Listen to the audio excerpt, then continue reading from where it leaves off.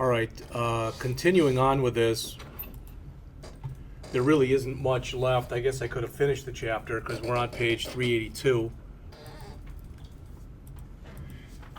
The macro is stdi in stdio and ctype.h.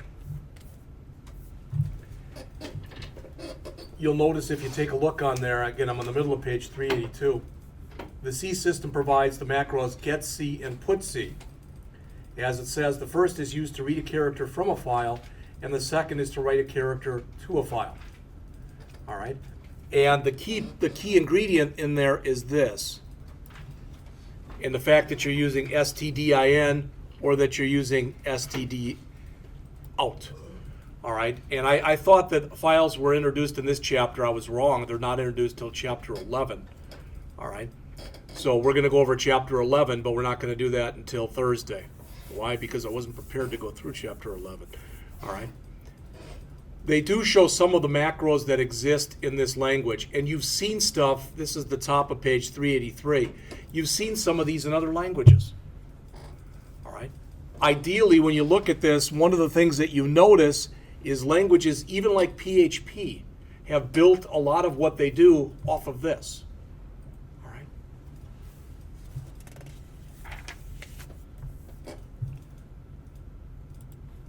All right. You can actually put stuff in your code as we turn up here to page 384. They call this conditional compilation. For years, what we were told to do when I was coding, when I was a programmer at AT&T, is a lot of times the tests that we would run on our code, we would actually put those tests right into our code, okay? And then once we got the tests to work, we would comment them out. All right, and what I'm saying may or may not make sense, but what you do is you'd have a Boolean flag, and if that flag was defined, then all of that code would be turned on, so it was actually visible, usable within the program. And if it was not defined, in other words, if you turned it off, so we would have just a simple Boolean that we'd create that we would call live, or something like that. And if it was set to 1, all right, you'd want to turn all that stuff off because you don't want to show tests to somebody when you're actually taking your code and making it live. But if you set it to 0, you were in test mode. So what a lot of times what you find programmers do is they will basically pound ifdef and pound nf stuff into their code. All right, and they just put stuff like that in there because they under the presumption that it's not if something will go wrong, it's when it'll go wrong. All right, and they talk about that a little bit in here. Okay. You can use it for other things too, but more often than not, see they call it debug here, more often than not, that's the way that it's used. All right. I don't know why you would do that, but if you wanted to, if you want to say in there pound define pi, I like apple. I don't know why you do that, but you could. But one of the things that is important about that little statement right there, just so you hear this, is what you can do with this is when you pound undefined something, it's possible that you've taken a constant or something and you've defined it at the top of your program. Now you want to define it as something else. So you can define it at the top of the program, then undefine it, and then redefine it again. All right? Which sounds kind of contradictory. It's like, wait a minute, it's a constant. You can't do that. Yeah, but when you do the undef, you're basically turning off the fact that it was even pound defined to begin with. That's why you're able to redefine it again. All right? Is there reasons why you'd want to, could you give me an example of a reason why you'd want to do this? The only reason that I could think of that you'd want to do that is if you and I, for example, were working on a project together and we had both pound defined a variable and it was actually designed to mean different things. I mean, the natural thing to do would be then why don't one of us change it? And that's usually what happens. But there might be a reason. Sometimes when you pound undefined something, somebody has created a variable that's real close to, like, for example, it might be real close to a keyword, and people find that to be very confusing, so they pound undefined, and then they redefine it and give it a better name. All right? All right, there are some predefined macros in here. There's 5 predefined macros as shown on the top of page 387. And again, why is that important? You'll see this stuff, those of you, and that's most of you in here, In PHP, they do it kind of the same way. If you want to know the line number in PHP, I believe it's underscore, underscore, line, underscore, underscore. Look familiar? All right.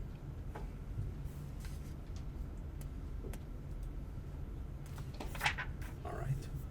Assert, if we move up to page 388, it says, ANSI provides the assert macro in the header file assert.h. It can be used to ensure that the value of an expression is what you'd expect it to be. It says, suppose that you are writing a critical function and that you want to be sure that the argument satisfies certain conditions. That's more often than not when asserts are used. It's something so important to the program that if it fails, and it's usually near the beginning of the program, there's no sense in going on.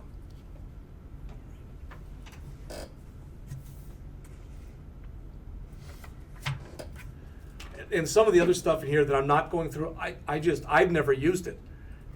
Okay. All right. So, two things. On Thursday, I'm going to move way up here. And that's too far up.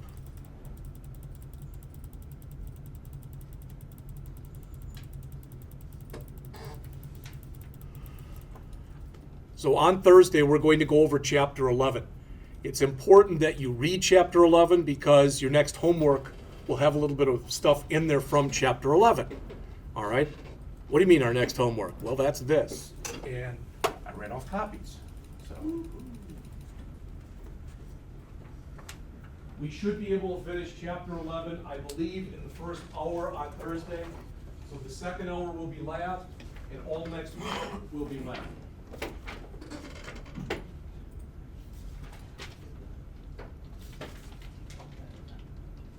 After I get done explaining this homework, then I do want to go over those programs that I had you copy over because I didn't do that yet. So we'll do that in just a second.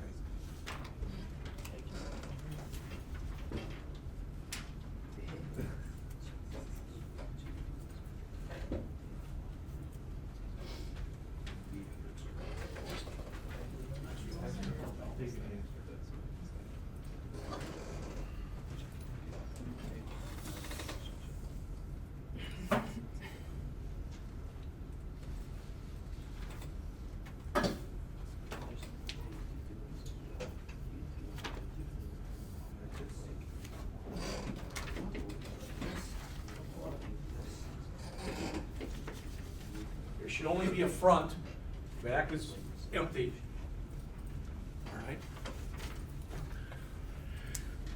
Some of this is taken right off of the previous assignment. I cut it down.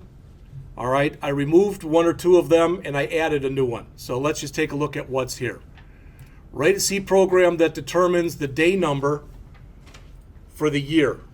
All right. I'd recommend that when you do this, as I said, I would suggest that you break this into 3 fields. Ask the user to enter a year, then ask them to enter a month, then ask them to enter a day. Okay?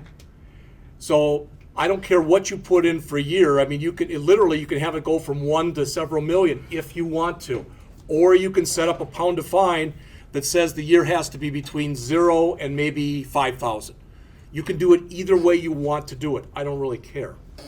All right? You might decide you want to use enumerations. You don't have to, but you might, for the month number. You don't have to do that, but you could do that. All right? Or for the day number, or for both.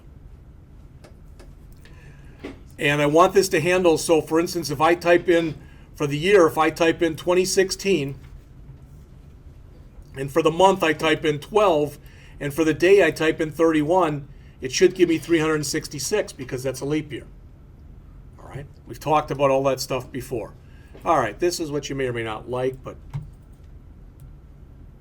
to make the program more fun, in quotes, only allow valid input. All right, in other words, for the number of days, if that's why I'm suggesting you do the year, then the month, then the day, or else the month, the day, and then the year. That's up to you. But I do the month first before I do the day. All right, because if you put in a month, you should only allow them to put in either 0 to 11 if you base it on 0 or 1 to 12, which is probably what most of you will do. If it's January, the only valid days they should be able to put in are days between 1 and 31. February, 1 and 28 if it's a non-leap year, 1 and 29 if it's a leap year, etc. All right? Then the act of actually figuring out the date isn't very difficult. Okay? If possible, try to utilize one or more pointers in the program. Number 2, you've done this kind of program before. In fact, I think I might have had you do this as one of your Java programs, or JavaScript programs rather, last semester. All right, present a simple user to the menu.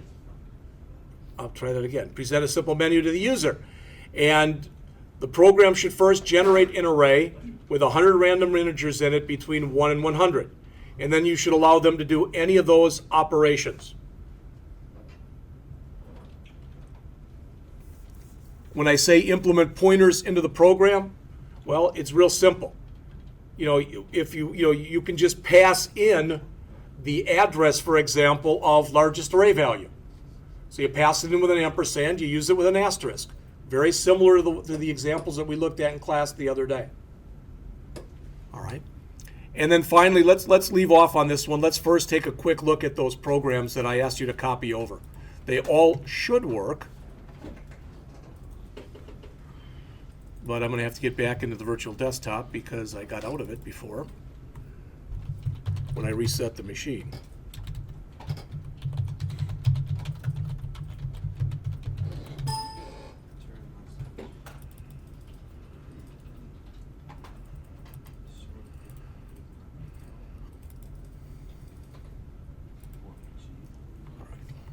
So let's take a look at these one at a time. There aren't very many of them. So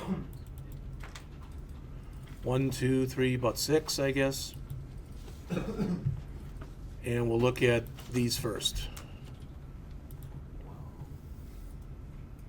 All right. So the idea, the minimum and the maximum, is we're going to enter a bunch of numbers. All right. We're going to enter 10 numbers into an array. Okay? And after we enter the 10 numbers in the array, we're going to pass the array, the number of elements, ampersand big and ampersand small. Sound familiar? It's kind of one of the operations I'm asking you to do in the homework. All right? And then it'll figure out the largest and the smallest. And you can see it does that. It does it using pointers. Kind of an interesting thing right there. Star max equals star min equals star A. Remember that when you pass an array in, which is what that is, you're passing the address of the 0th element. So what we're doing right there is we're taking, an assignment in here always goes from right to left. So it's taking the array, all right, the 0th element, and it's assigning it to min. And it's also then assigning whatever was in min to max. So if I've got 10 numbers in there, and let's just suppose I've got the numbers 1, 2, 3, 4, 5, 6, 7, 8, 9, and 10. This is going to assign 1 to min and to max. Then we just step through the array. And if we find one that's bigger than our current max, it becomes our new max. If we find one that's less than our current min, it becomes our new min. All right. So in other words, if I run this now,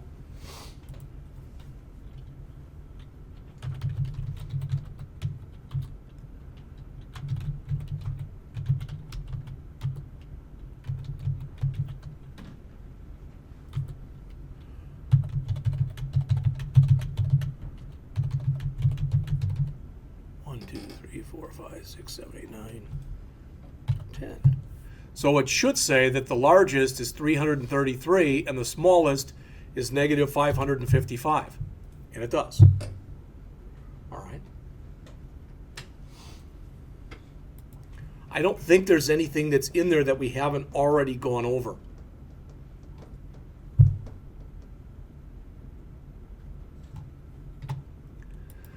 Now, what if we wanted to do this? And you're not asked to do this for your homework, but I've got an array here that I've set up, and it still has 1, 2, 3, 4, 5, 6, 7, 8, 9, 10 elements in it. All right? And I want to find both the largest element that's in there and the second largest element that's in there. You with me? So I want the largest one and the next largest one.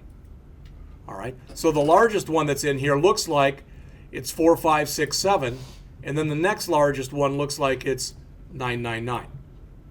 All right? Notice I set largest and second largest both equal to some big, astronomically big negative number, or small negative number, because I know it's going to change right away anyway. So what do? I call find two largest, and I pass in the array, the number of elements, the address of the largest, and the address of the second largest. And then I go do my thing, which we'll go over in a second, then we just print those out. Let's run it first and see if it indeed works.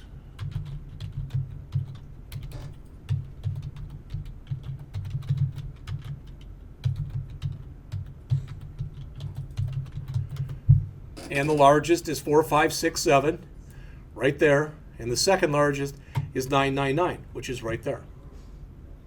All right. So if we quickly take a look at this, this is just, could have done a swap, but this is what this is basically doing. It's saying, check out the first two elements in the array. If the first element in the array is larger than the second, well, it's not, then largest is equal to the first one, and second largest is the second one. Well, it's not, so I'm setting largest to begin with to be this one, and second largest to be this one. And then I'm stepping through again, and anytime I find one,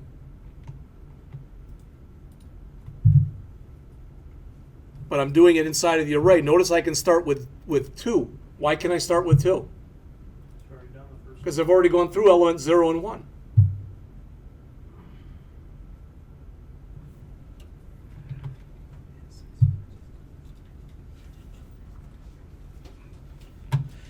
Again, it'll step through and it'll find the two largest elements in order. All right? All right. Let's look at these. Everybody know what a palindrome is? It's something that's the same forward and backwards. You may have even done them for me. I don't know. All right?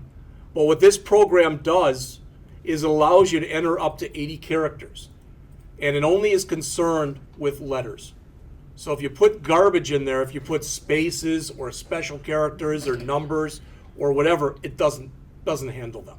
It throws them away. So in other words, it says here, if it's an alpha, then I'm adding it to my thing the string that I'm building. All right? And this is saying basically if I've hit the enter key, break, because I'm done. So you'll notice if I run this,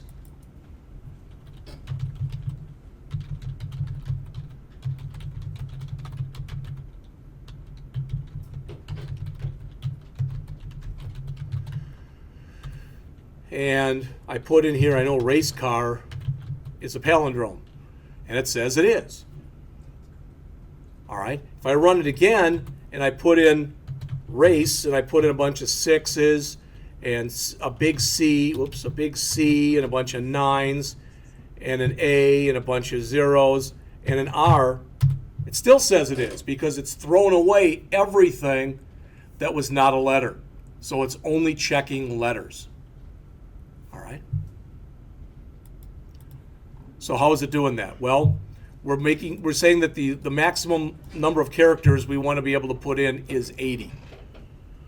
Okay? A lot of times what you'll find when you do this too, instead of 80, they'll make that 81. Anybody want to guess why they use 80 and why they use 81? Because of that 0 at the end of the string. The /0, that's for the 1. And 80 is kind of the standard size if you got a little bit of margin and you've got a page that's portrait. About 80 characters is usually what you put on a line. All right. So we're creating a character array, single character, and a couple of integer variables. We're telling you to enter a string. Hit enter when you're done. All right. While you still have characters, so while it's less than 80, if you've hit enter, you're done. All right. If you didn't hit enter, you've entered a character. If it's an alphabetic character, we're going to make it uppercase because we want to measure apples versus apples. So in other words, if I put in race car, but I put in a capital RACE and I put in a lowercase CAR, I want them to both be uppercase or lowercase. Okay? Instead of doing it too upper, we could have done it too lower. It really wouldn't matter. I flushed just to make sure that I had no problem with this. All right. And then what we're doing here in English is we're saying start on each end and compare the characters. Okay. So with race car, if we have this,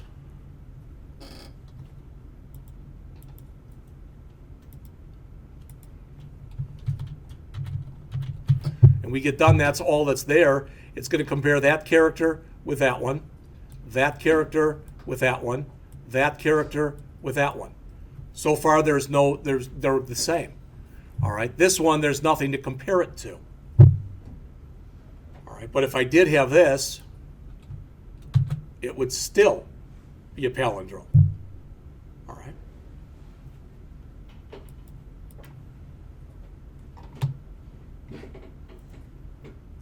And there are plenty of ways to do this. This is just a way of doing it. You'll notice here, too, I put everything in main. When you do yours, you're going to do something that's actually simpler than this, but I ask you to put it into different functions. I just was lazy. All right? So I've gone and replicated the same thing 3 times, all using different flavors, varieties, etc., of using pointers. Here we did make it 80 plus 1. All right, but we're doing the same thing. And this one does have a function call in it, is palindrome. All right. And star P equals that message plus, so this is taking the message and it's making sure that we don't care about the \0 when we're checking it. All right. And that's what we're pointing to. Again, same kind of thing. We're checking if it's alpha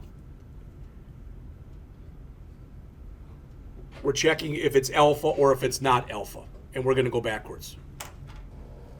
All right. I found examples that were like this in a book, but I thought I rewrote 2 of them because I didn't like the way they were. Just literally they read.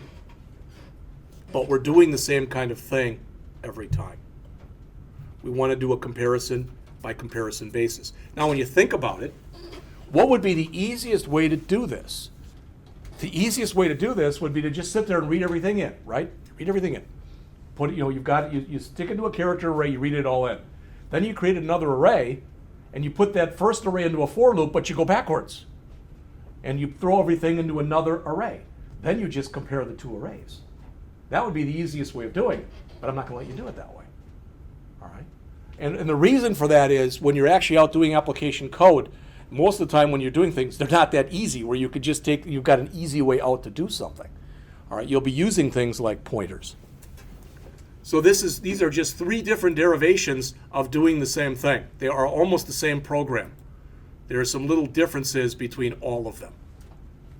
All right. So what I'm going to ask you to do for number 3 says using the palindrome programs we did looked at as a class as a starting point or a template, write a C program that allows you to enter a string and then print that string backwards. Again, that would be very simple to do. I don't want you to do it that way. All right, it says you're not allowed to just use a for loop to print reverse. Rather, use an array, use pointers, or use an array and pointers. All right, again, you can use what we just looked at in those palindrome programs and look in your book if you've got questions. This is the only one, too, that I'm going to ask you to save your output to a file. So again, we'll look at file handling, which is chapter 11. We'll look at that on Thursday. That should take no more than an hour and probably will take less than an hour. For each one of these programs, make sure to use user-defined functions. Take a look out there and see if there's any predefined functions that you can use. All right. Validate your input. We've already talked about that. Use pointers and or files where indicated. So again, all next Tuesday, all next Thursday will be labs. All right, notice it's not due till the 25th. So we'll continue on in the text. Those are the last two chapters then that we'll cover. So October, whatever that is, Tuesday, October 6th, so the 6th and the 8th, ideally, over those 2 days, we'll get done with 9 and 10. All right, ideally. I think this is week 5, I believe, that we're in now. I think we're starting week 5, I believe. I could be wrong, but I think that's 5. So 6 will be a lab, a lecture 7, 8 will be a lab. That means that if we can keep up again with that schedule, that come week 9, which is mid-October, we'll bring out the max. All right, I've already been writing the first couple programs that you're going to do in there. Travis and I have been working on it together. Don't you take me to that. All right. Questions? So if you get a chance, maybe you can take a quick look at chapter 11 between now and Thursday. All right? That's all I got.